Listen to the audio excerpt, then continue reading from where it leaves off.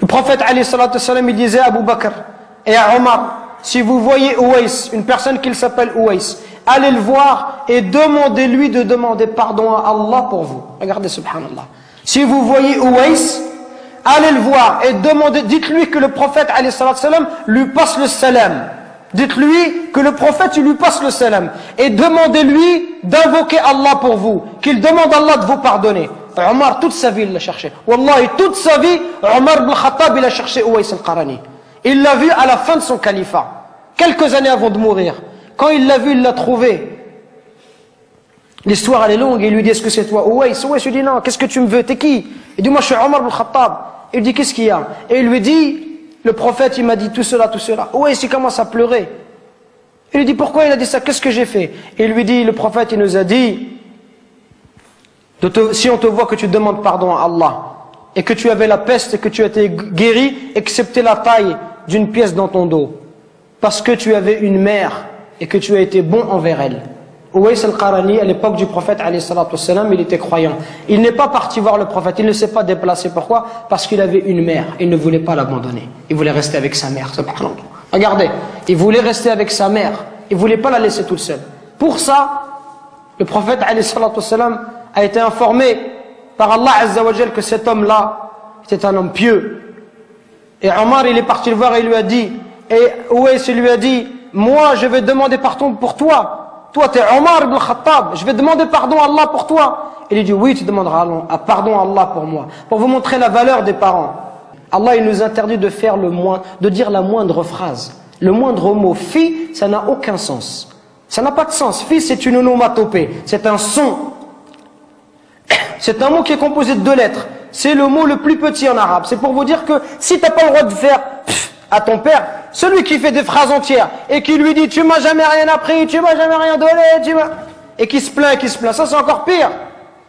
Regardez, à travers ce dua, on retrouve la miséricorde. Ceux qui bénéficient, qui doivent bénéficier de notre bon comportement et de notre miséricorde, ce sont nos parents en premier, notre père et notre mère. C'est eux qui doivent profiter en premier. Nous aujourd'hui avec les frères, on est masha'Allah. Un frère te dit viens emmène-moi à Anvers, tout de suite tu l'emmènes à Anvers. Emmène-moi à Bruxelles, tu l'emmènes tout de suite. Par contre ton père te dit viens me rendre un service, tu lui dis j'ai pas le temps, ya abi, demain, après-demain. On n'est pas disponible pour nos parents, subhanallah. Regardez ce dua. Oh Allah, fais leur miséricorde comme ils m'ont élevé tout petit, subhanallah. Quand tu auras des enfants, tu vas comprendre, subhanallah. Quand ton fils il pleure la nuit, les parents ils dorment pas. Peuvent pas dormir, subhanallah. Au moindre bruit de l'enfant, il se réveille. Les parents, ils sont capables de se priver pour donner à leurs enfants. Ton père, combien de nos parents, ils se sont levés, subhanallah, à 5 heures du matin, à 4 heures du matin. Ils ont fait même 2 travails, exprès pour pouvoir nous donner ce qu'eux, ils n'ont pas reçu. Exprès pour nous acheter des chaussures Nike ou nous acheter de la marque. Pour nous donner ce qu'eux, ils n'ont pas connu dans leur enfance. Eux qui sont venus à 13 ans ou 14 ans en France. Et nous, subhanallah, on n'est même pas capable de leur rendre tout ça. On doit être miséricordieux avec nos parents. On doit les aimer, leur montrer de l'amour. Quand ils sont vieux, on doit être auprès d'eux, leur accorder du temps. Mais nous, quand on est marié, on préfère notre femme, on préfère nos enfants.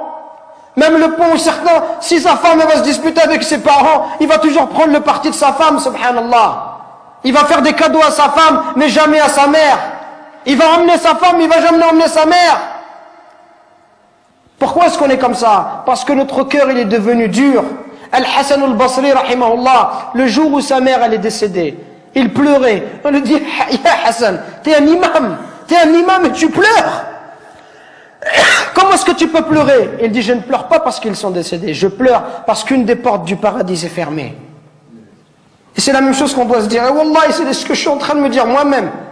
Qu'on parle, conférence après conférence, khutbah après khutbah, et on dit comportez-vous bien, comportez-vous bien. Et wallah, on est insouciant avec nos parents. Jusqu'au jour où nos parents vont mourir, et là on dira subhanallah, j'aurais voulu faire le bien, j'aurais voulu rester auprès d'eux, j'aurais voulu les accompagner, j'aurais voulu les consoler, j'aurais voulu les aider comme ils m'ont aidé, leur donner comme ils m'ont donné, patienter avec eux comme ils ont patienté avec moi. Qu'on se réveille avant qu'il soit trop tard, subhanallah. Qu'on se réveille avant qu'il soit trop tard, avant qu'on ne regrette. Et avant qu'on dise j'aurais aimé faire le bien, j'aurais aimé voyager avec mon père, j'aurais aimé passer du temps avec lui, j'aurais aimé rester juste m'asseoir, boire un verre de thé, parler avec lui, qu'il soit heureux.